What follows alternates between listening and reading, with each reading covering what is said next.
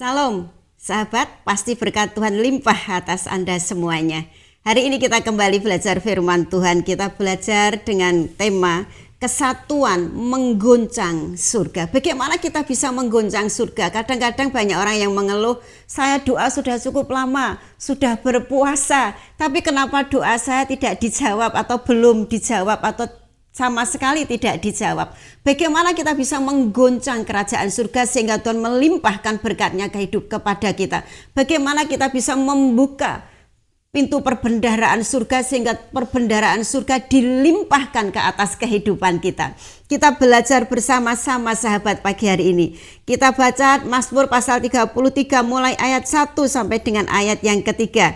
Sungguh alangkah baiknya dan indahnya apabila saudara-saudara diam bersama dengan rukun. Garis bawahi kata rukun. Sungguh alangkah indahnya apabila saudara diam bersama dengan rukun. Jadi dengan bersama keluarga, bersama komunitas, bersama-sama dengan jemaat dalam satu gereja ataupun dalam satu perusahaan. Ayat 2 dikatakan, seperti minyak yang baik di atas kepala meleleh ke janggut, dan meleleh ke janggut Harun dan keluar ke leher jubahnya. Kemudian ayat 3 dikatakan seperti embun gunung Hermon yang turun ke atas gunung Sion. Sebab kesanalah Tuhan memerintahkan berkat kehidupan untuk selama-lamanya. Kesanalah Tuhan memerintahkan berkat kehidupan untuk selama-lamanya. Kemana? Kepada ayat yang satu, kepada orang-orang yang hidup bersama dengan rukun.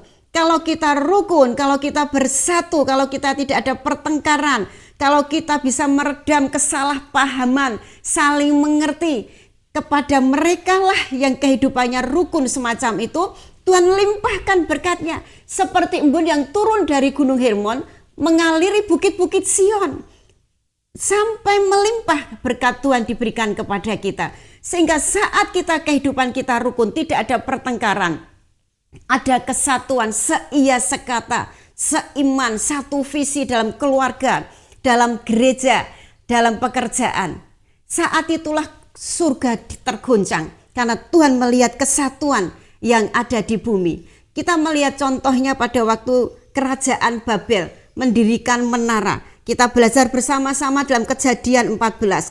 Lalu kata mereka, marilah kita dirikan bagi kita sebuah kota sebuah menara yang puncaknya sampai ke langit. Kemudian ayat 5 dikatakan, tidak usah diteruskan, ayat 5, lalu turunlah Tuhan untuk melihat kota dan menara yang didirikan oleh anak-anak manusia. Ayat 6 dikatakan di sini, Tuhan berfirman, mereka ini satu bangsa, satu bahasa untuk semuanya. Ini barulah permulaan usaha mereka. Mulai dari sekarang, ini Tuhan yang bicara. Apapun juga yang direncanakan mereka, tidak ada yang tidak akan terlaksana.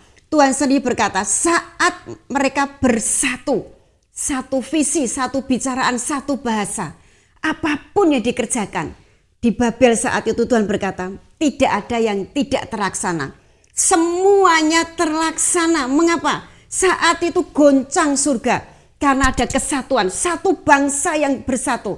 Kalau kita bangsa Indonesia ini, kalau kita sebagai keluarga, kalau kita sebagai komunitas dalam satu gereja bersatu, surga bisa digoncang, surga tergoncang. Sehingga Tuhan berkata, oke, karena kalian bersatu, apapun yang kalian minta, apapun visi kalian, apapun mimpi kalian, semua akan terjadi, semua akan terlaksana. Butuh satu kesepakatan, hanya satu yang Tuhan minta, kesatuan.